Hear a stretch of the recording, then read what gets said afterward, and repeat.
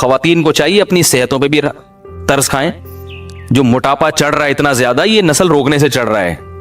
जिनकी औलादें होती हैं उनकी फिटनेस दूसरों से ज्यादा अच्छी, उनमें मोटापा नहीं आता, उम्रें लंबी होती हैं। और बड़ी बात है, अल्लाह ताला औलाद देते हैं जो है वो बुढ़ापे का सहारा बनती है। बुढ़ापे में कौन इज्जत देगा भाई आपको, कौन पालेगा आपको? कोई भी लिफ्ट कराने के लिए तैयार नहीं होता। आप कहते हैं कि मेरे पास पैसा इतना है तो बुढ़ापे में ये काम आएगा। पैसा आपको मोहब्बत नहीं देगा। वो पैसे में जो नोट हैं वो आपसे बातें थोड़ी करेंगे। और आप नेट पे सर्च करें, यूके में, अमेरिका में ऐसे इदारे वजूद में आ गए हैं जो बूढ़ों की तन्हाइयां दूर करने के लिए बंदा भेजते हैं पैसों पे। 1 घंटा रेंट पे आदमी मिलता है। आप अभी सर्च करें बयान खत्म होने के बाद, बुढ़ापे में उनको क्या मिलता है? रेंट पे आदमी जो जाएगा और खूब अच्छी तरह गपशप करेगा आपसे। वो कोई दिल से थोड़ी मोहब्बत कर रहा है। कैसी बर्बाद हो गई है वो कौम, कैसे बर्बाद हो गई है वो लोग। और ये चीज हमारी कौम की समझ में नहीं आ रही। बर्बाद हो गए अल्लाह के अभी 1 करोड़पति अमेरिकन था, उसका इंतकाल हुआ है। मैं इंशाल्लाह तलाश करके उसका पूरा हवाला आपके सामने पेश करूंगा। उसने ये बयान दिया है कि मेरा एक बेटा था, मैंने उसको खिलाया पिलाया और नस्ल रोकी, मेरा बुढ़ापा बहुत ही खराब गुजरा है, मेरी ये दौलत मेरे काम नहीं आ रही। एक हिंदू ने एक कमेंट किया ना कि तुम लोग 20 करोड़ हो गए, 22 करोड़ की आबादी हो गई। सॉरी, पाकिस्तानी था वो, कह रहे हैं हम लोग पाकिस्तान में 22 करोड़ हो गए, उस मौलवी को देखो क्या कर रहा है। तो मुझे ख्याल हुआ मैं इसको बोलूं, उस 22 करोड़ में तुम भी एक हो। अगर ये 22 करोड़ गलत है तो तुम भी क्या हो? बोलो ना, गलत हो। इसका मतलब तुम भी गलत पैदा हुए हो, तुम्हें पैदा होना नहीं चाहिए था। हर आदमी अपने बारे में कह रहे मैं तो ठीक पैदा हो गया, लेकिन ये जो आबादी 22 करोड़ हो गई, जो 21 करोड़ 90,999 है, ये क्या है? गलत है। तो भाई जैसे हमारे वालिदैन का सबसे बड़ा एहसान क्या है कि वो हमारी हयात का सबब बने, ऐसा ही हमारा अगली जनरेशन पे सबसे बड़ा एहसान क्या होगा कि हम उनको जिंदगी देने का सबब बने होंगे। समझ में आ रही है ना? इंग्लिश में तो नहीं बातें कर रहा मैं। तो जो भी ये बात करे ना कि इतनी आबादी गलत है, तो उसे बोलो फिर इस गलत में तुम भी हो। ठीक है, तुम्हारा पैदा होना भी क्या था? गलत था, क्योंकि इस आबादी में तुम भी हो।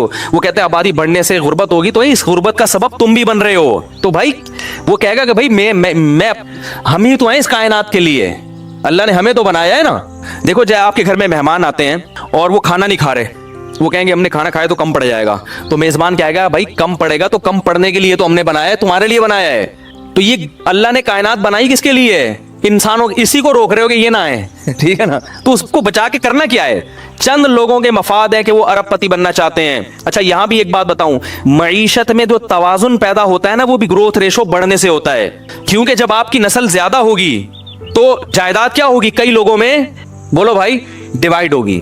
ये मौजू बड़ा टेक्निकल है, इस पर एक बयान कर चुका हूं, इस पर मैं अभी दोबारा नहीं आऊंगा कि ग्रोथ रेशो बढ़ने से मईशत में भी क्या पैदा होता है? एतदाल। ये बड़ा जबरदस्त, इसमें मैं अगर आप भी दलाइल देना शुरू करूं आप हैरान हो जाएंगे कि वाकई मौलवी साहब बड़ी जबरदस्त बात है। लेकिन अभी मौजू क्या हो जाएगा, बिल्कुल चेंज हो जाएगा। और एक आखिरी से आखिरी बात निकलती है, एक और बात ये कि ये जो नस्ल रोकने का तस्वुर आया है ना, इससे जो जाहिल कौमें, जाहिल खानदान है ना, उनमें इजाफा होता है और एजुकेटेड लोग माशरे में क्या हो जाते हैं? अच्छे खानदान कम। ये अंग्रेज ने लिखी है बात। उसने लिखा फैमिली प्लानिंग के नजरियात से मुतासिर होने वाले ज्यादातर एजुकेटेड लोग हैं। अच्छी फैमिलियां जो है ना वो ज्यादा मुतासिर होती हैं, क्योंकि वो चाहते हैं कि भाई हमारे बच्चे बिल्कुल बहुत टाइट किस्म के 2 हों लेकिन तमीज के हों। ये गिनतियां सिखाई गई हैं। उनका ख्याल है कि 10 तमीज के हो ही नहीं सकते, हालांकि ऐसा नहीं है। तरबियत करोगे तो 10 भी तमीज के होंगे, नहीं करोगे तो एक भी चोर पैदा होगा। हकीकत है। आप बड़े मुल्क के बड़े बड़े चोर है ना, उनके अब्बा अम्मा की रिपोर्ट देखें, उनमें आपको 10 वाले भी मिलेंगे और इकलौते भी मिलेंगे। तो ये बहुत अहम पॉइंट की बात है, इसको समझें कि जब मैंने बताया चमाट मार दूंगा मैं अगर थोड़ा सा पीछे रहूं, मजाक कर रहा हूं। तो ये ऐसे यूं करके ना बैठा हुआ था यूं उधर, तो मुझे किसी बात पे गुस्सा आता तो मैंने कहा ऐसा ना आपको लगा दूंगा खींच के। तो क्या कह रहा था यार मैं, हाँ, एक गोरे ने ये बात लिखी है और बिल्कुल सही लिखी है। एक गोरे की बताऊंगा और एक सांवले की भी बताऊंगा, यानी अपनी, हम लोग सांवले हैं ना इधर के ना उधर के, ठीक है ना। गोरे ने ये बात लिखी है कि ये जो ग्रोथ रेशो, जब ये जो फैमिली प्लानिंग की मुहिम जब चलती है कि 2 बच्चे ही अच्छे, तो चूंकि इससे ज्यादातर एजुकेटेड लोग मुतासिर होते हैं। वो कहते हैं हाँ भाई, और जो अनपढ़ तबका है ना, वो इसलिए मुतासिर नहीं होता कि वो किसी चीज से मुतासिर होने के लिए तैयार, वो कहता है छोड़ो यार पैदा करो। उनको तो तरबियत की भी फिक्र नहीं होती, तालीम की भी फिक्र नहीं होती, बीवियों की सेहत की भी नहीं, पर वो तो कहते हैं हो रहे हैं और होने दो।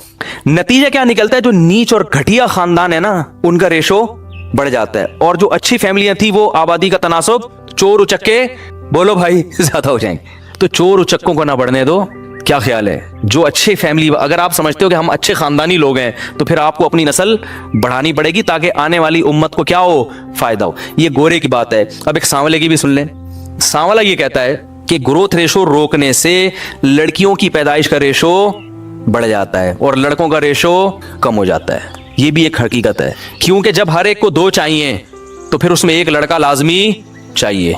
जिसको लड़का नहीं मिला तो लड़की होती रहेगी, होती होते होते होते 6 बेटियों के बाद एक बेटा हो गया तो वो ब्रेक लगा लेगा। जिसके लड़का हो गया वो 2 में ही लगा लेगा। तो लड़कियों की तादाद तो 6 6 8 8 पहुंचेगी, लड़कों की तो ये नेचुरल जो रेशो है ना लड़के और लड़कियों का, ये क्या हो जाएगा, खराब हो जाएगा, डिस्टर्ब हो जाएगा बहुत बुरी तरह। मतलब फिर बेटियों वाले फिरेंगे रिश्ते तलाश करते, आए वही मिल नहीं रहा, आए ये नहीं हो रहा, आए वो नहीं हो रहा। जिना भी फैलेगा मुआशरे में, ये हो रहा है। इंडिया और चाइना के मैं कई दफा बता चुका हूं कि वहां लड़कियों का रेशो कम क्यों है, हालांकि वहां भी फैमिली प्लानिंग है, इसलिए कि वो मां के पेट में बच्ची को, तो ये जुल्म करोगे तो फिर तो होगा, लेकिन इस्लाम इस जुल्म की इजाजत नहीं देता। बच्ची को पेट में मार नहीं सकते, तो ये भी एक टेंशन है। जब पहले बढ़ता था ना ग्रोथ रेशो, पहले लोग जानते ही नहीं थे, तो क्या एक खातून के 6 बेटियां हो गई तो दूसरे के 6 बेटे हो गए, क्या ख्याल है? तो वो भाई उसके 6 बेटियां बोझ नहीं बनती थी भाई, वो इन चमूनी आपा के भाई वो 6 बेटे अल्लाह ने उसको दिए, और वो दूसरी आपा है उनके कितने बेटियां ही बेटियां हो रही, तो कोई बात नहीं, इनके 6 बेटियां, उन 6 बेटे से हो गई शादी। अब क्या हो रहा है, इनके 6 तो हो गई लड़के की लालच में, उनके बेटे 1 2 से ज्यादा नहीं है, तो किधर किसको पहनाएंगी भाई ये बेटियां? नहीं आ रही बात। तो ये बातें आपको मीडिया नहीं बताएगा मेरे भाई, ये बातें आपको मौलवी के अलावा, बोलो भाई, क्योंकि मौलवी साहब को तकरीर के पैसे नहीं मिलते। और फिर भी खवातीन ने अगर नेगेटिव कमेंट्स करने हैं तो दिल खोल के करें, सही है ना? हमें ये समझा हुआ है, हमें, मैंने आपको कुछ भी नहीं समझा हुआ, क्योंकि मुझे जिंदगी में इतनी गालियां, लाखों के हिसाब से गालियां पड़ी हैं खवातीन की तरफ से। हालांकि मैं खवातीन के हक में बात कर रहा हूं, ऐसी बात कर रहा हूं जो उनकी सेहत के लिए भी मुफीद है। और उनके, औरत तो बच्चों पे ही तो हुकूमत करती है, वो असल हुकूमत औरत की किस पे होती है? औलाद पे होती है। उसी से आपने उसको महरूम कर दिया, जॉब करो जॉब, बस जॉब करो जॉब, पैसा भाई हर चीज का इलाज में। तो इंतजामिया के बाज लोगों ने कहा ये कैसा कानून है, मैंने कहा ये तो ऐसा कानून है कि हम तो बहुत अरसे से सीख रहे हैं, ये तो बिल्कुल सही कानून है। क्यों भाई हम जुम्मे की तकरीर उन लोगों को सुनाएं जो हमारी तकरीर नहीं सुनना चाहते? किसी ने कहा नहीं जी आज तक कोई ऐसा नहीं है जो कह रहा हो कि मैं नहीं सुनना चाहता, खवातीन घरों में सुन रही होती हैं, लोग घरों में सुन रहे होते हैं। मैंने कहा जो नहीं सुनना चाहता ना वो बताएगा नहीं कि मैं नहीं सुनना चाहता, उसको डर है कि कोई फतवा ना लगा दें कि तुम अल्लाह रसूल की बात नहीं सुनना चाहते। और मैंने कहा मैं तो नहीं सुनना चाहता, अगर मैं जिसकी बात सुनना चाहूंगा मैं तो उसकी मजलिस में जाके बैठूंगा, मैं तो नहीं कहूंगा भोपू लेके मेरे घर में घुस जाओ यार। तो हम तो जुम्मे की तकरीर भी हमारी हमने पाबंदी लगाई हुई है, और अजान पर भी उस दिन क्या हुआ, फजर की अजान हुई, बच्ची डर गई, कांप गई ना, मैं भी कांप गया भाई ये क्या हो, एकदम इतनी पावरफुल अजान है भाई, तुम क्यों लोगों को तकलीफ दे रहे हो? इतनी अजान दो जितनी आपके महल्ले तक जाए, आगे दूसरी मस्जिद है वहां उसकी अजान का एरिया है, बस